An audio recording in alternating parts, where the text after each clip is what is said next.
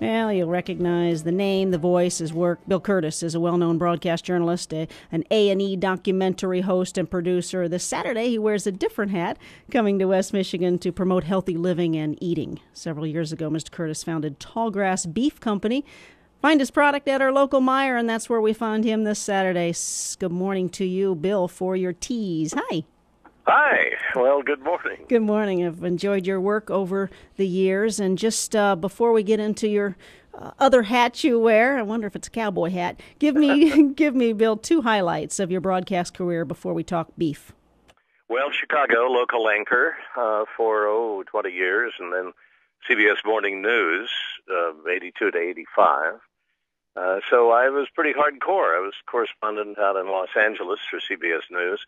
Pretty hardcore journalist, and now I'm 69, and about 4 or 5 years ago, I discovered this grass-fed beef phenomenon and decided, hey, I'm going to get in the game this time and stop being an observer.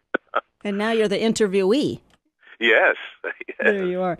Bill, let's talk about what's happening this Saturday. I know head to the Cascade Meijer around noon, where you will wear your Tallgrass Beef owner-operator hat. What would this be all about, please? Well, education is really my mission. Education about Tallgrass Beef, which is grass-fed, and grass-finish. It's healthier. It's good for the environment because our cattle never go to the feedlot. And they fertilize next year's crop of grass. Good for the family farmer because we buy from local farmers, a lot of local farmers in the Midwest. And then, we have high levels of omega-3, the right balance of essential fatty acids, low saturated fat, low calories, low cholesterol.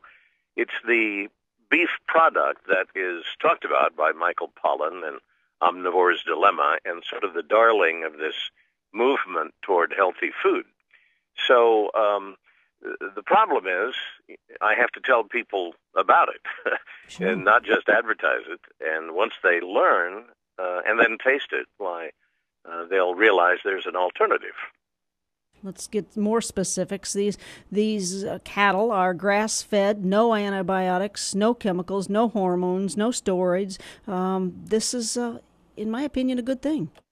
It is a good thing. It's kind of amazing because the poor beef industry is really under siege, criticized for hormones, the use of growth hormones, steroids causing early puberty in young girls, antibiotics creating resistant strains.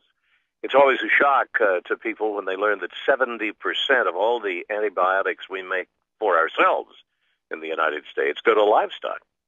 And frankly, to keep them alive long enough in the terrible conditions of a feedlot in order to harvest them. And, they have the waste issues and methane of climate change in these confined operations. And it's amazing because it all goes away when you return the animal to its natural state where it evolved on grass and stop feeding the corn. We're gluten-free. It all really kind of goes back to corn. We're a nation of corn. A soft drink is 100% corn in the high fructose corn syrup.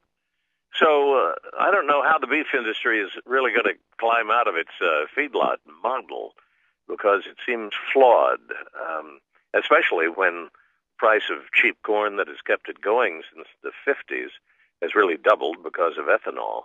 But anyway, we're a decaf coffee alternative. We're not going to replace good old marbled corn-fed, but we taste good. You can see. We'll have some samples.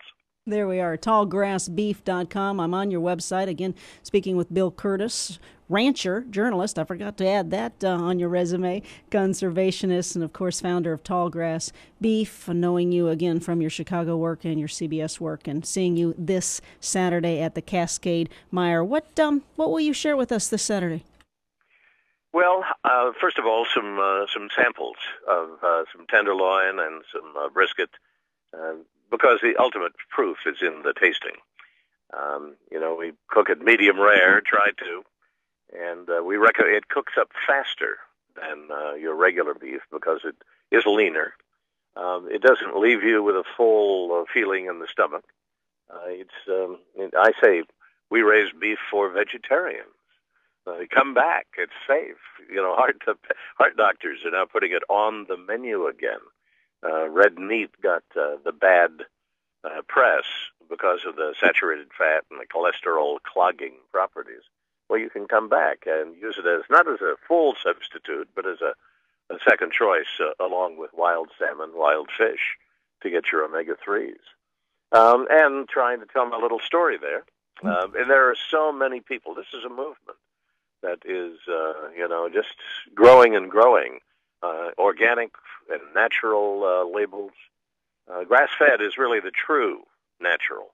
Organic is still corn-fed. Natural label is corn-fed. No hormones or antibiotics.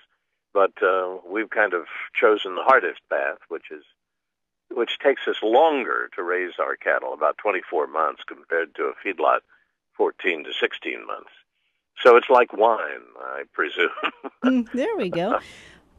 We are concerned, obviously, about the care of our animals, and I know your facility does employ humane handling techniques.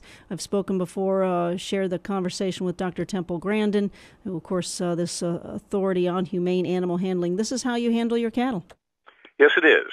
And the minute you don't put them into the feedlot, you're ahead of the game. They evolved over thousands of years by developing this stomach, 4 chambers to the stomach to break down the grass. I say it's the perfect solar machine because the cow is able to eat grass that we can't eat, turn it into protein that we can, and then fertilize the grass, for next year. It's totally sustainable. But we use Dr. Grandin's techniques. A movie is going to come out about her. Claire Danes is going to star. I'm looking forward to it. And, as humane as we can be, up to the last moment, we say our cattle only have one bad day. Yeah. You also, if you can answer the question that the layman would have on the guarding against mad cow disease, Bill? Well, none of us in the beef industry are supposed to be feeding animal parts to our cattle. And whoops, there goes the siren. It must be Chicago. That's right. It happens in Grand Rapids, too. But not that often. Right. I swear, I don't think 15 minutes goes by without hearing a siren. Be safe. We need you Saturday. Please continue your thought. Right. But forget where I was. That's okay. You're 69, right? You confessed. You're over 30. Bill, right. We were talking, now I'm going to forget. We were talking about the mad cow disease. Oh, yes. So we don't feed the basically animal parts that were brushed up, broomed up from the floor to utilize everything in the animal. But that's gone. That virus, passed on then to the animal. And, nothing is 100%. Why? We feel that we're clear of mad cow and also 80% clear of E. coli. E. coli there's good science to show that it comes from the corn-fed stomachs, and it changes the bacteria in the stomach, which breaks down the corn. A different bacteria breaks down grass. And so you haven't seen any grass-fed animals being the reason for the recalls that we have almost weekly. So we say that we're 80% less risk of E. coli with grass-fed, a big, big plus. Sure. Remind me again, we'll find you at the Cascade Mire. Start gathering around noon this Saturday where we can meet and greet and obviously take a test and ask you a couple questions or two. I'd love it. When you have a startup and an entrepreneur, especially in this economy, you got to get out and do the grunt work and pedal your metal. Are you staying with any tube work or any radio work, Bill? Well, I am. As a matter of fact, they have brought me back for a couple appearances with my old co-anchor, Walter Jacobson, on Channel 2, WBBM. And, of course, Kurtis Productions. We still produce, or on the air, daily with Cold Case Files, mainly reruns.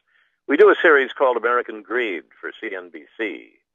And we'll be doing some specials with PBS and things. Right. Please keep up your good work. From your lips, please share your website. Okay, tallgrassbeef.com. Good. It's easy. Thanks. Bill Kurtis, we'll see you this Saturday at the Cascade, Meyer, and beyond. Please take care. Thanks for your good time. I hope so. Thanks so much. You're quite Great welcome. Fun. Bye-bye.